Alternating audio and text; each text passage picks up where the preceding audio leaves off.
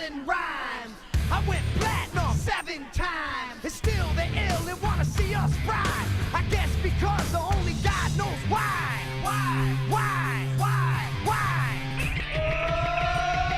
They call me cowboy. I'm a singer in black, so throw a finger in the air. Let me see where you're at. Say, hey, hey. Let me hear where you're at. Say, hey, hey. I'm giving it back, so say, hey, hey. Show me some metal and say, hey, hey, hey, hey.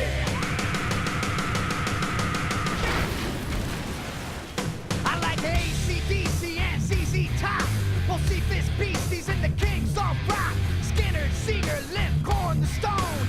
David Allen Coe with No Show Jones. Yeah! Pass that bottle around. Got the rock from Detroit, soul from Motown, the underground. Him with tracks that Mac and slap back the whack. Never no way I don't play with. But watch me rock with Liberace Flash. Punk rock the class. Boy bands are trash. I like Johnny Cash and Grandmaster Flash. Flash, flash, flash, flash. They call me cowboy. I'm a singer in black, so throw a finger in the air. Let me see where you're at. Say, hey, hey. Let me hear where you're at. Say, hey, hey. I'm giving it back, so say, hey, hey. Show me some metal and say, hey, hey, hey, hey. Yeah. Yeah, I saw your band jumping around on stage like a bunch of wounded ducks. When you don't learn sucker, you just get I'm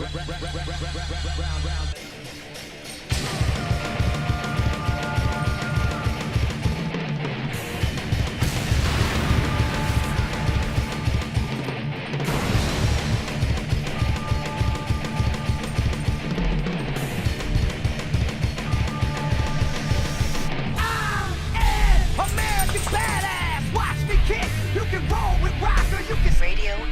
I'm a porno flick. I'm like Amazing Grace. I'm gonna some after I rock this place. Super fly, living double wide. Sidecar my glide so Joe C can ride. Boom, the share, bringing flash and flare. Got the long hair swinging, finger in the air. Snakeskin suit, 65 Chevelle. See me ride and sin, hear the rebel yell. I won't live to tell. So if you do, give the next generation a big. Who knew I'd blow a black? Except high school, on my diploma. Smell the aroma. Check my hits, I know it stinks in here. Plus I'm the.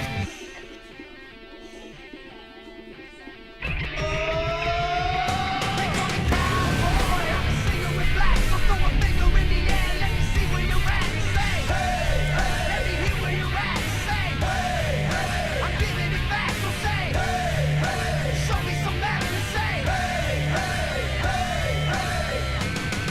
In the master suite, they're gonna make this house safe. Photographer, Rick? I think it's photo ready. This house is gonna photograph really well. We got great natural light. We got all the right amounts of color. Anthony Fitchner and David Borden is going to be your top 5. All right, here we are, folks. Ford Entertainment Group. I'm Jeffrey Ford. In the booth with me tonight is Todd Gilly and Nick Gillis. We're here tonight for the Quaker State 125 at the Flat Kentucky Motor Speedway. I got a copy there, Todd and Nick. Great to be here tonight, Jeff. Yeah, it's great to be here. And if I had a nickel for every time somebody pronounced my last name wrong, I'd be a rich man. Sorry, Joe. Okay, so I said Nick Gillis. Nick, tell us what your name Guileless. is. Guileless. There we go, folks. Yep. Guileless. And I have a habit of butchering everyone's name. But you know what, folks? That doesn't matter tonight because we're here to watch these fellas on the track. And speaking of the track here tonight, fellas, what I'm looking at is a track temperature of 77 degrees on this 1.5 mile Kentucky Motor Speedway. 77 degrees, so it's a nice, cool track. What are you guys going to expect tonight? Well, I think that's below average for the trends of this track in the month of July. It doesn't really suit the track. Usually be a little bit warmer. The track would normally be a little bit slicker, so I'm expecting nice, well-handling cars for everybody. Not really much of a problem. They're not going to put up much of a fight, and you'll see everybody just kind of out there on a Sunday drive almost. Yes, sir. I agree, Jeff. I drove some practice laps in a ghost car, and It's a very neutral car tonight. The cool track is nice and grippy, and we should be able to see some good racing here. This track can put on some good shows. Yeah, I'm expecting more of the same there. I'm showing Trevor Ruppolo as getting the pole, guys, but he's staying in the pits there, so I guess that's going to default to John Caudle there, who's choosing the outside lane. Is that what you guys are saying? Well, while we were during intro to the broadcast, we were informed by race control that the 22 car was not supposed to qualify the car, and by qualifying it, he had to go to the back, and instead of giving him an EOL, just had him pull to the side. Oh, 10-4. 10-4. So there you go, folks. Starting on your pole is going to be Jerome Gustin. Jerome Gustin is actually going to be our pole sitter. As we are going off right now for lap 1 of this 125 lap affair here in Kentucky.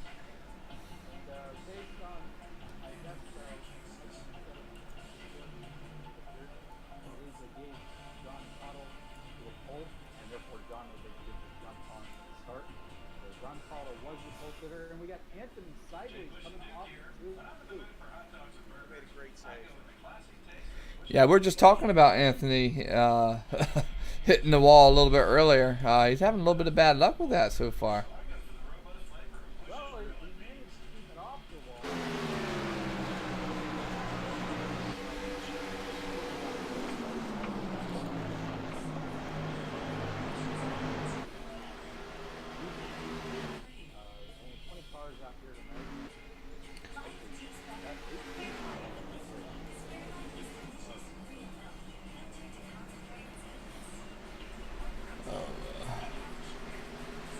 I'm dealing with some volume issues here, guys. I'll work it out here.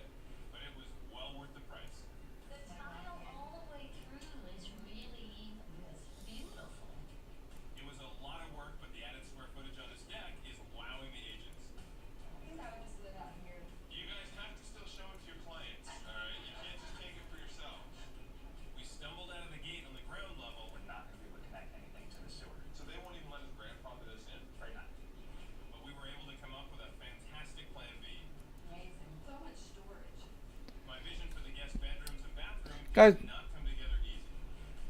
no, guys, just a little break there. If you guys are able to watch the stream now, are you hearing any desktop audio?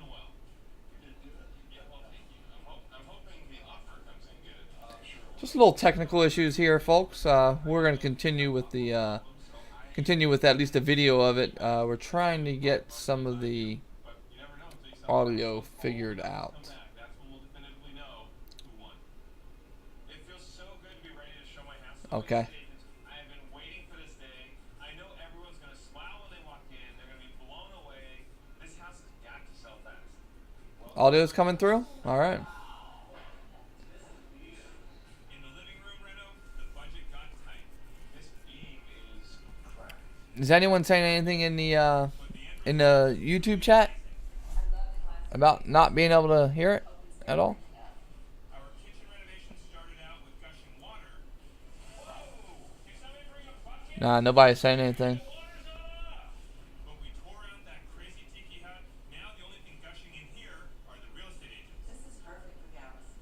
I've not seen anything like this here. So the sounds of the cars and you guys are coming through. Is that right?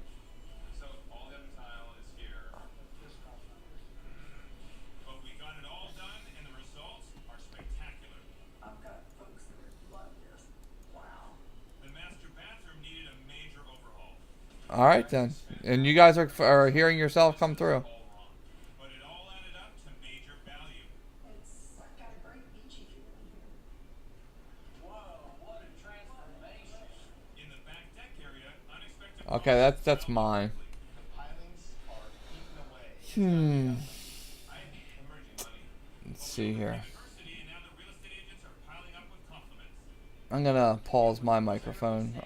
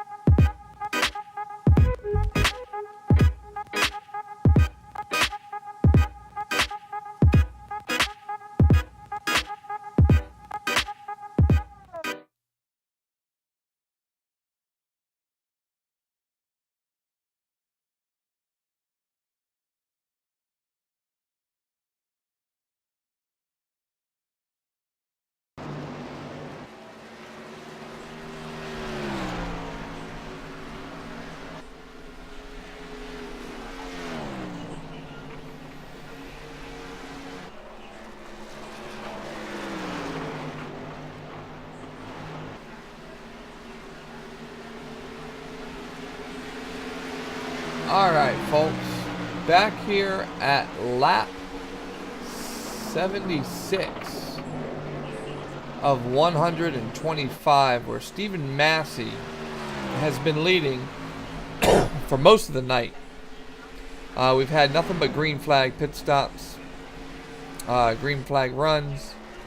We have had technical difficulties most of the night. I'm hoping that this is coming through live now, which I believe it is. Tyler, are you able to catch it? 10-4, you're live. All right. And while we were having technical, this looked like John Cottle. He smacked the wall earlier while we were having technical difficulties the first time. He smacked it again just recently. He has brought it down the road. I think he's going to get it fixed because he was a lot slower for that guy. Yeah, he wanted to smack the wall in case we missed it the first time. Maybe he was just trying to throw it out there the second time. Well, I don't got the second time either, to be honest. He was half a second slower after he hit it the second time, and that's way too slow here. Yeah. Absolutely. Well, as of right now, with that being said, he'd need a caution. I think he's possibly going to go. Actually, it looks like Stephen he started Massey's green coming flag down pit now. stops. Yeah. So This, this is lap 80. you know what it very well could have been?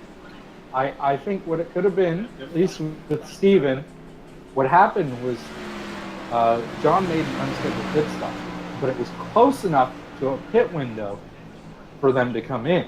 And they're feeling like, okay, John just hit pit road. They may not know about him fixing damage, if he even fixed the damage. So now Steven's like, okay, well, I can't let him get out there with fresh tires, so I got to come down pit road. And now Aaron's saying the same thing because of Steven. And when you start doing that, everybody's going to start hitting pit road in a matter of seconds. Yeah, but They're all going to come. But here's the thing, Stephen Massey, he's coming down now. He's hit that. He's definitely not. He definitely was not at his pit window. And Massey wrecked. he wrecked. And Massey's What wrecked. is going on tonight, fellas? Stephen Massey just spun and hit the wall. Yeah, we just watched that. He just spun and hit the wall. Let's see what happened there. He might be done after that. So he comes out. He just a lot of weird stuff. Nah, he should be all right. It's just his left side a little bit. But we've had some strange occurrences, not only with the technical issues, but with Thomas Lattimore spinning out and Anthony hitting the wall, and now we got Massey just losing it coming off the pits. That's all it was, as you see it there, bringing out the caution. And what's going to be interesting about this is Trevor Rapalo's your leader, and obviously everybody from first through sixth is going to pit. Aaron Berge was on pit road. He came out on the lead lap. He will remain on the lead lap, I believe. If he doesn't, then it's not going to matter, and everybody's going to take a wave around. If he did remain on the lead lap, then he's going to catch quite a few guys a lap down. Yeah. I think Berkey's going to be the big winner here. Aaron Berkey's going to be the big winner. He's going to be the leader, I think, if he doesn't come into pits. Oh, he's absolutely going to be the leader. The question, of course, is he a lap down? And it does not look like it. And it looks like John Cotto, Frank Russell, Ed Adams, Stephen Massey, Earl James, Joey Stats, and Daniel Reese are all going to be caught a lap down. Aaron Berkey has stopped on the track. Now, I don't know why he'd stop on the track. Maybe he ran out of gas right there. Interesting. I think there's a little bit of voodoo going on tonight, folks. I don't know what's going on tonight. Maybe we'll call it the curse of Retro Richard. I don't know. But Aaron Berkey is it's sitting possible. on the apron. I was going to say it's possible. oh, he's waiting. being He's told- waiting for the field to come around so he does not get black flag. He wants to go into the pits, and it's telling him that there's cars that need to pass him. I'm pretty sure that's what's going on here, because we're looking in his cockpit view right now, and he is absolutely got gas because the car is idling. It's very possible that at the exact moment when he was the caution flag came out, he was a lap down, but he drove around the leader, and I think that's what it was. He was caught a lap down. He was actually caught a lap down beforehand.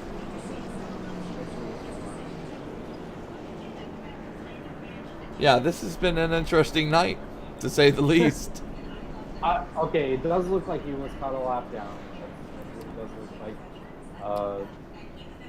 And what had happened was he got out in front of the leader because, he's flying and maybe the leader was just coming off the pit road or whatever. I don't know. But it does look like he was caught a lap down. That's the key, and that's why he had to wait. Right, and I'm showing him in 8th position right now, so. Right. So yeah, he's gonna look for the wave around, and that's why he was sitting down there, as well as the Bordney, David Bordney, I believe is. I'm not showing him a lap down, Well, currently it's not showing anybody a lap down. but it will when they cross here. Stephen Massey and Daniel. Well, it's showing them as a full minute off the pace currently. So essentially, 8th through 13th is currently a lap down. Trapped. They're all going to get the wave around. Exactly. They are all going to get the wave around. Everybody on the lead lap pitted. Although it does look like the 69 is going to pull down and go to pit road. He will not be getting the wave. And you know, he may look at it like this. He might be banking on there being another caution or something. He getting the lucky dog and getting around again as well. So. Well, I don't know if he was on the lead lap to begin with. If he wasn't on the lead lap to begin with, and he was a lap down because he was a lap down to begin with, he might have been right around his fuel window. He might not have pitted, therefore had to have pitted. I think that's what happened. I think he hadn't seen pit road yet on that cycle, and he was trapped, having to make a pit stop with old tires and no gas. Yeah, that could be it for sure. So we will see how this plays out, as obviously Trevor Rapolo is going to take over the lead now. He's in the catbird seat because of the fact that, well, Aaron Berge and John Cotto will cut a lap down. So Trevor Rapolo is your leader. Jerome Gustin will roll off second. Josh Sheets third. Douglas has fourth. Jordan Mackey fifth. Mike Kenner sixth. Scotty Brown Jr. seventh. Aaron Berge eighth. John Cotto ninth. And Ed Adams will round out the top 10.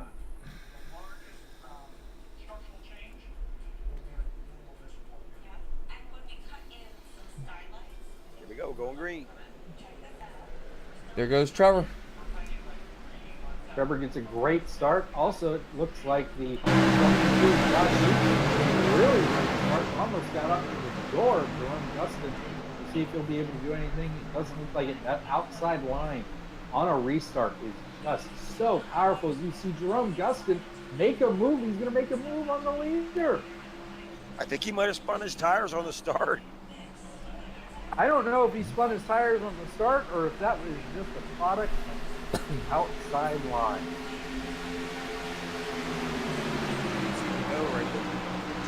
He's going now. Well, one thing for sure, they're still gonna need to do another pit stop. Everybody out there. Absolutely, nobody's gonna make it to the end. Let's look back here. Look at the 74-97. 74 is trying to get by Stephen Massey there.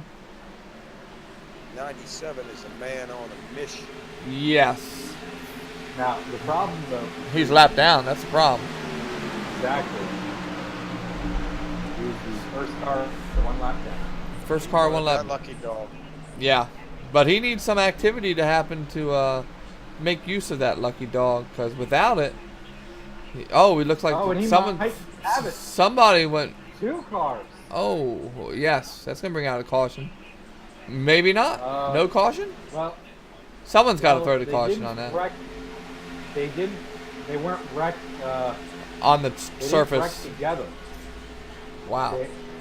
It wasn't a two-car collision. They both just spun on their own. Yeah. Therefore, I believe by definition, it is not a caution. It's not an instance where a caution could be thrown. But our top three right now, you got Jerome Gustin, Trevor Rapolo, and Josh Sheets, all within a half second of each other. And behind them, you got Douglas Hess and Jordan Mackey, all separated by only 1 second. That was Daniel Reese and David Gordon in those two individual spins on the last year.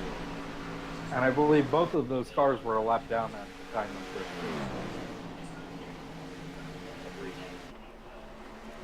So that'll certainly make Stephen Massey's night a little bit easier. Yeah. At least with trying to get the lap back. I believe Frank is well behind Stephen currently. So either way, it does look like if there is caution, Stephen can get his lap back. The question is, will we get a caution in time for him to be able to do anything? Can you believe, guys, that there was a time when they did not have the lucky dog, where you had to get it back to old-fashioned, where you just had to be a whole lap faster? Well, shed a little light on this, because I currently been watching 06 and 07 NASCAR seasons for the most part. Back in about 05, they went away from the race back to the line Actually, I don't know where they went away with it, but somewhere in that time frame, early 2000s, they did away with the racing back to the line when there's caution. And essentially what it did was it meant that a driver couldn't try to race his way back on the lead lap at the last moment to try to get around the leader. And by doing so, this is what caused NASCAR to institute the lucky dog rule for the first car lap down, because they were no longer allowed to try to challenge the leader to get their lap back that way. Right. So it's an interesting fact. They brought it up a couple times during a couple of broadcasts I've watched. It's really interesting, honestly, to go back and watch some of the old races for NASCAR and see how far they've come. And, Right. See where we think they went wrong. I think for the most part, all the regulations and rules that they've done, you know, a lot of people are old school and they like it back to how they used to watch it 20, 30 years ago. But I think it's created closer racing, and I think it's, I think overall, much of the stuff they implemented has been good. But I know there's others that think completely opposite. What's your guys' take on it? I say the hell with all that newfangled crap, Jeff. Put bias ply tires back on them. I miss 2003. Last year that we had the old point system. I love the old point system. Jeff Gordon should be an 8-time Sprint Cup champion by now. But we decided that, oh no, chase is more important. So now the old system that pretty much lent its hand to the most consistent. To the consistent driver. Yeah. Best over the course of 36 races. Now, the old chase wasn't entirely horrible in my decision, or my opinion, when it was literally the best of 10, because Right. it still required drivers to be consistent. But I'm not a fan of a one race shootout to decide who wins the championship. Me neither.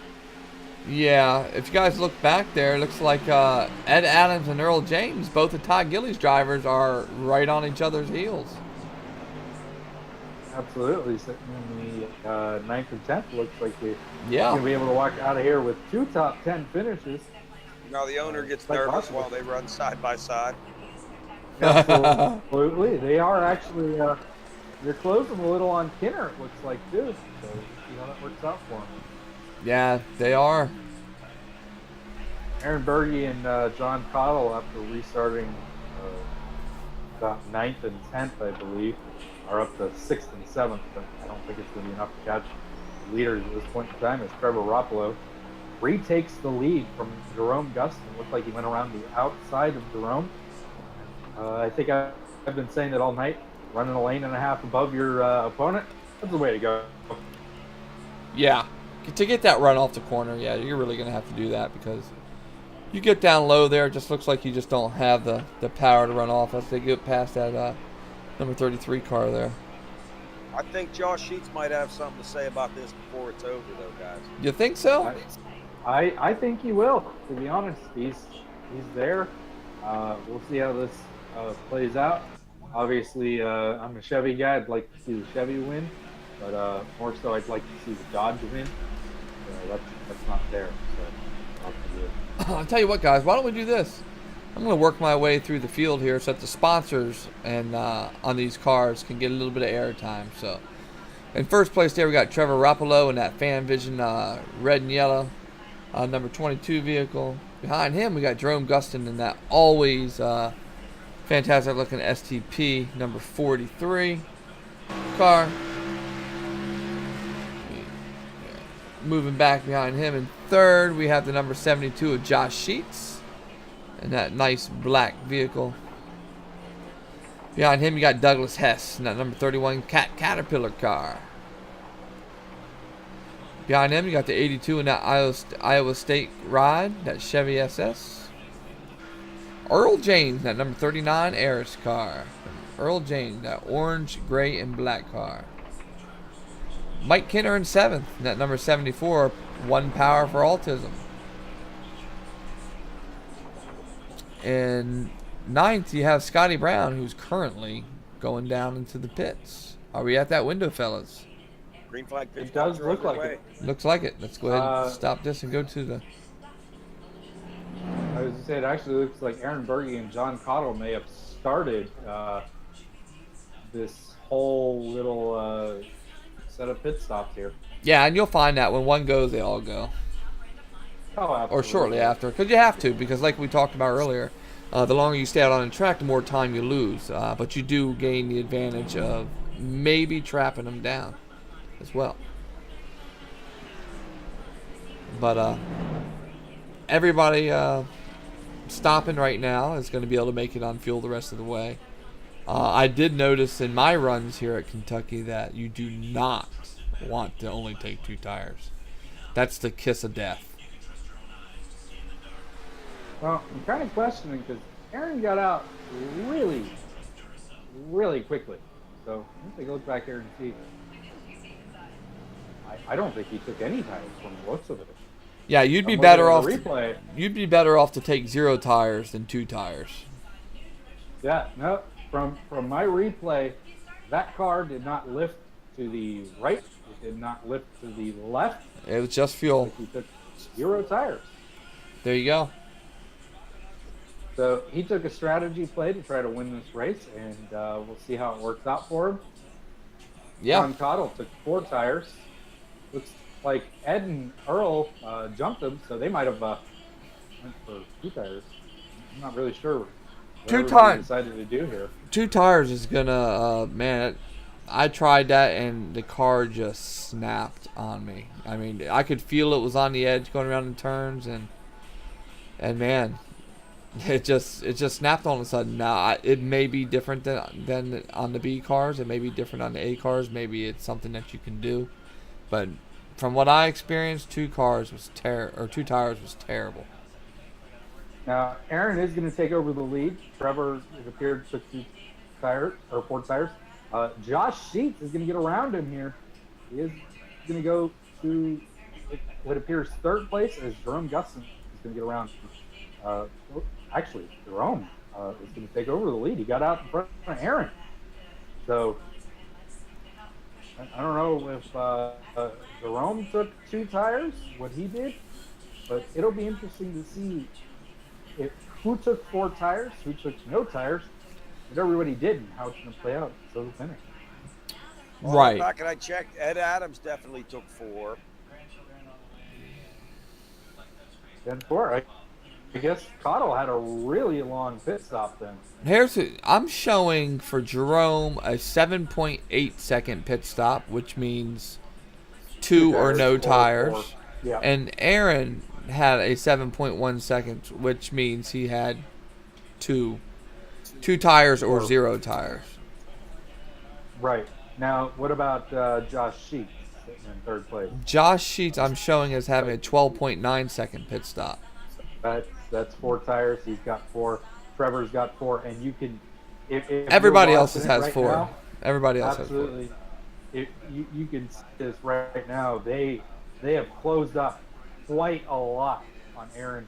Trevor's going to go around Josh. It looks like he's got the faster car. Josh may just want to let him go by, but we'll see how this works out. Yeah, well, 22 is coming up on him now. We'll see. It's a 3-lap tire difference, but as we saw earlier in the day, even 2 laps, it gave him a little bit of an advantage. So we'll see here if Trevor's going to be able to get around Josh, or if Josh is going to employ a little bit of blocking tactics as Aaron Berg does step in front of the 72 here going down the backstretch.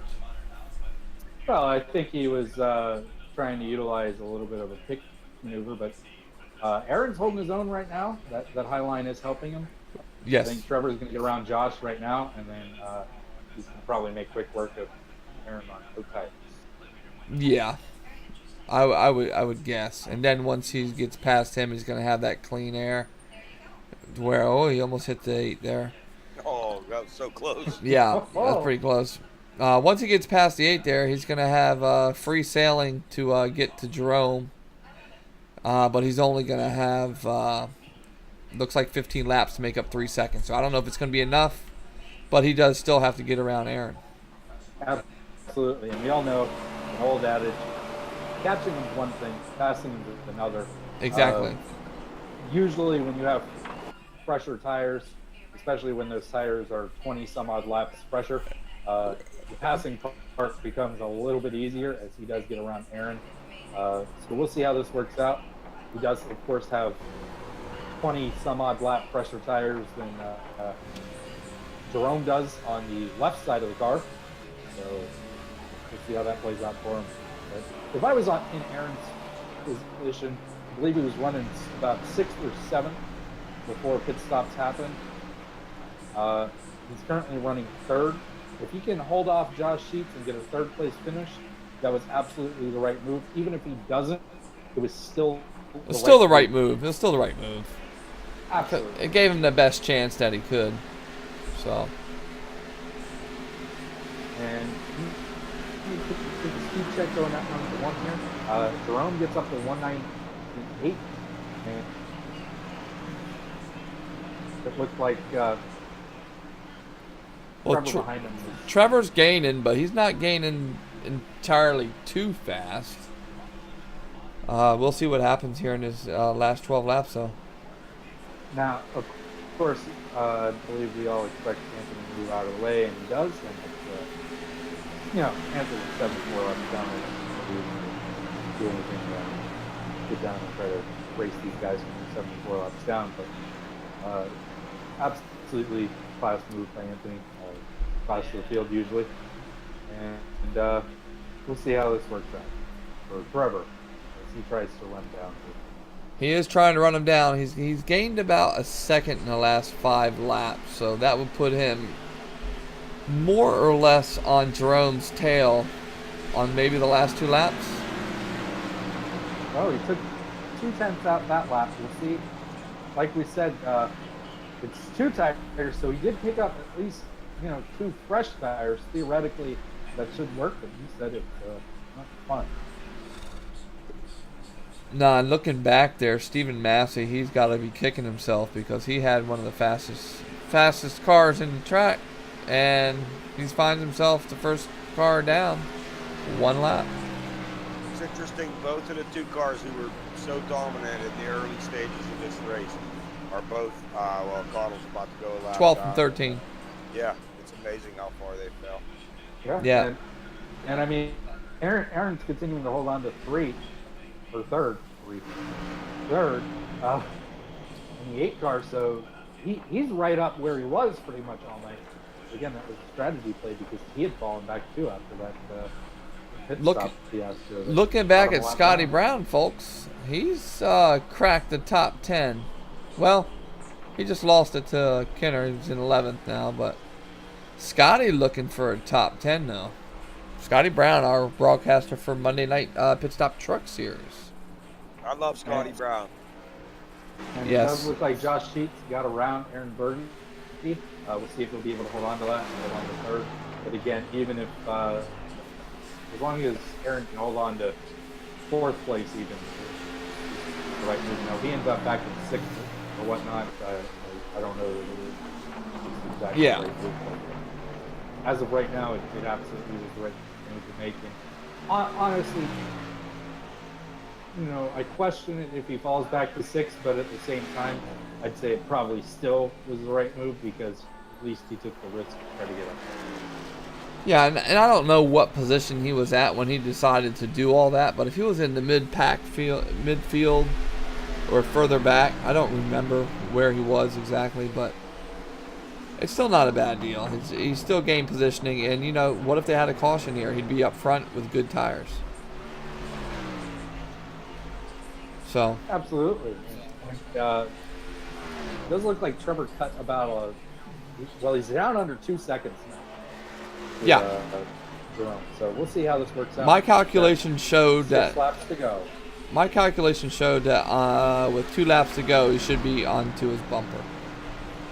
We'll see if it plays out that way, though. He only gained a 10th that lap, though.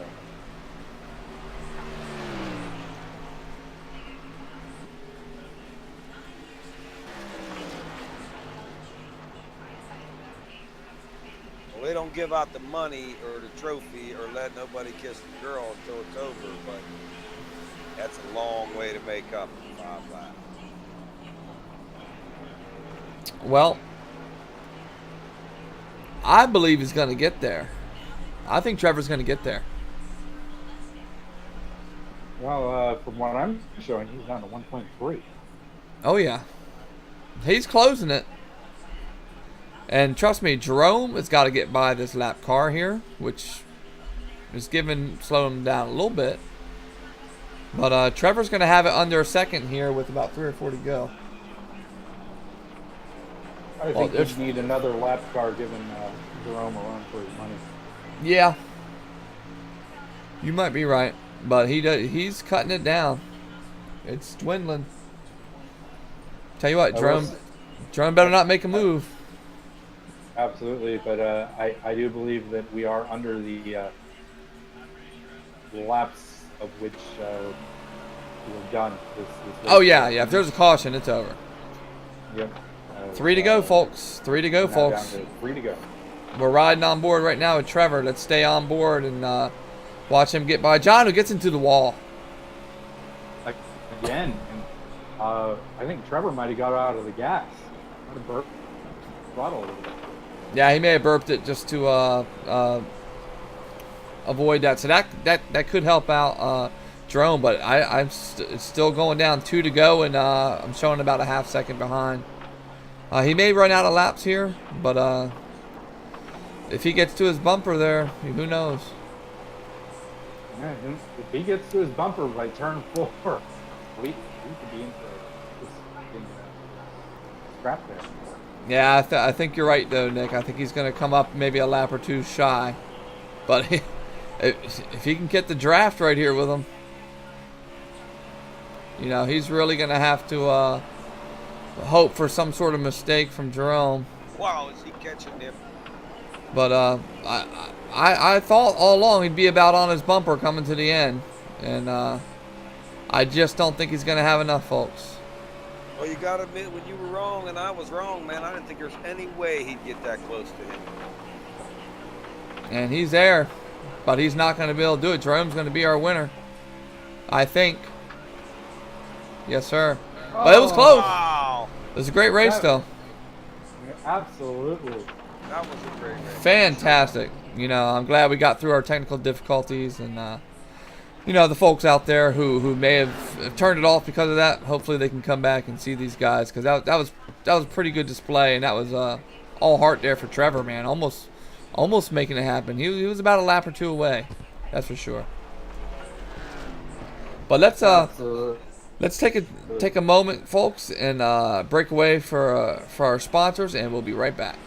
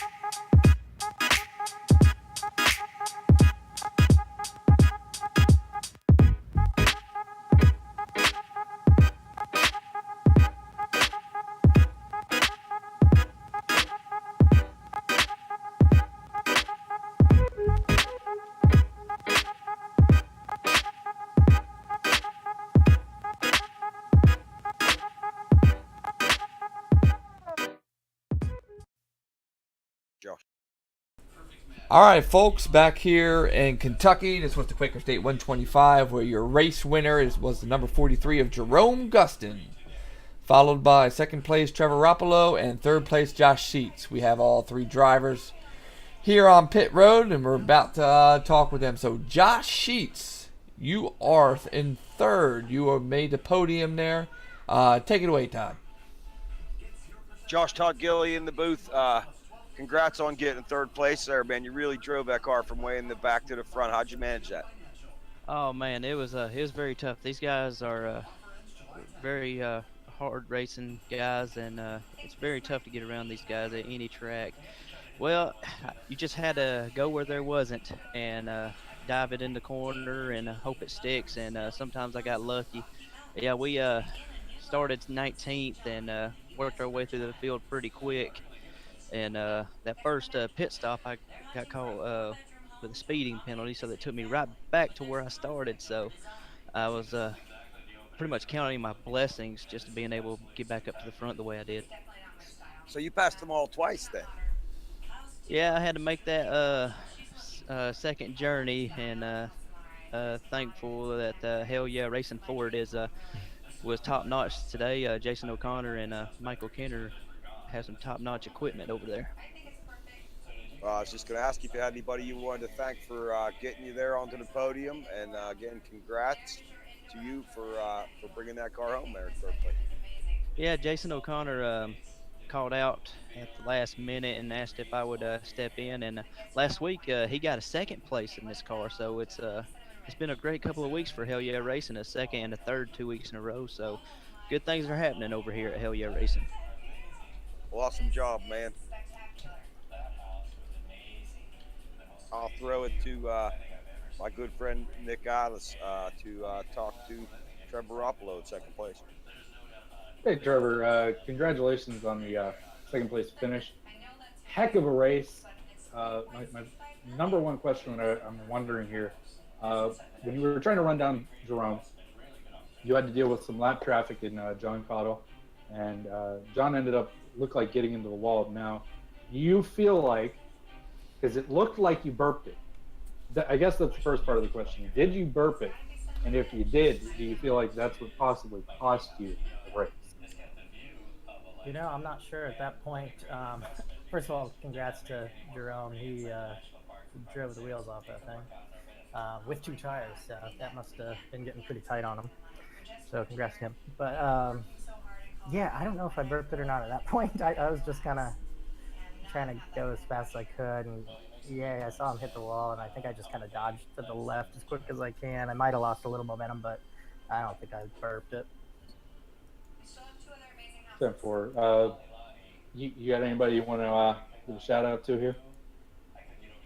Yeah, thanks to Scott Hunsinger, Dirty Dog, for letting me drive the 22 tonight. A little disappointed I couldn't get that win for him, but we'll take second. All right, folks. There's Trevor Ruppolo in second. Yeah, needed about a lap or two more, and maybe he would have been able to make it. Yeah, I should have brought him in the pits one lap earlier. I was planning on pitting on 105, and then I brought him in 104. I should have done 103. Yes, sir. Well, once again, Trevor, congratulations on the second place finish. But the man of the hour, the man of the race, the man here at Kentucky is Jerome Gustin in that number 43 STP. Jerome, do you got a copy, buddy? Yes, sir, I do. Hey, man.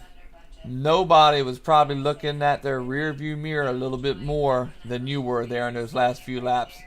Trevor was gaining quick. His car had to be looking bigger and bigger to you with each mile that went by. Tell me, walk me through a little bit about what you were thinking that last 2 or 3 laps. I think I was paying attention more to my relative in my rear view mirror than the track, and I messed a couple corners up. And that coming on to turn 3 on the last lap, I slowed down a little bit too much, I think, and he got right up on me. So, yeah, I got really tight. I took 2 tires there, and man, that thing got really tight. It was a handful. Yeah, we saw that there was one other person that took 2, and everyone else took 4 there. So we were kind of guesstimating on when the field would catch you, and but as some of my co-hosts here have said, it's one thing catching the guy, it's another thing getting by him, and you seem to have made the right strategy calls in the pits and timed everything just right, and you just had just enough to stay out in front there tonight to get that win there in Kentucky. Trevor needed 127 laps, but there were only 125, and your strategy there played out for you, Jerome. So congratulations on your win here in Kentucky. And I am showing that this is your first Cup Series win Yes, this year. My So first Cup Series win. Last week I got a win at Daytona, but it I didn't get the glory of it because I got black flag, but they found me the winner anyway. So, yes, that's true. But yeah, it's great 2 weeks here, and I wish Daytona would have went a little bit better last week with the Cup car, but it happens. But hey, that was last week. This week you're the man here at Kentucky. All 125 laps, you did it. You got your first win in the Cup Series. And next week we're moving on to New Hampshire for 175 laps. How do you like your chances next week, Jerome? You gonna follow it up with another W, or does your team got a little bit of work to do before you get there next week?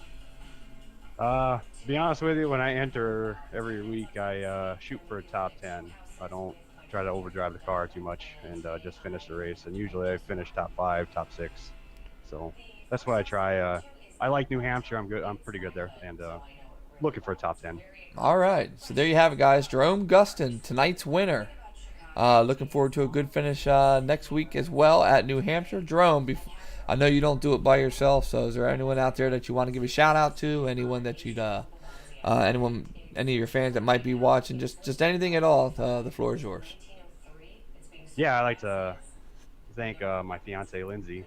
She's watching right now, and my 2 daughters, Charlie and Audrey. They support me, watch me, and everything. And thanks to Pitstop Designs. Pitstop for Designs. sponsoring us. Yes, for sponsoring, letting us do this. Come out here every week. And same with the Beeline Sim Series as well. And Carpies, they got some. I'm thinking about ordering a couple shirts off there. I know they got a promo code if you mention our league, and so I think you get 15% off. So go check those guys out. And yeah, thanks to Anthony and all the admins for putting all their hard work in. I know it's a lot of work that goes in behind the scenes, and they don't get enough credit for it. So thanks to those guys. There you go, folks. This was the Kentucky Quaker State 125 with Jerome Gustin. We just talked with him. Thank you, Jerome, for your time, as well as Trevor and Josh Seats. And next week, we hope to maybe see you guys again in New Hampshire. This is Jeffrey Ford with the Ford Entertainment Group. And for myself, my co-hosts Nicholas Giles and Todd Gilly, we bid you a good night, and we'll see you next week at the same time. Take care.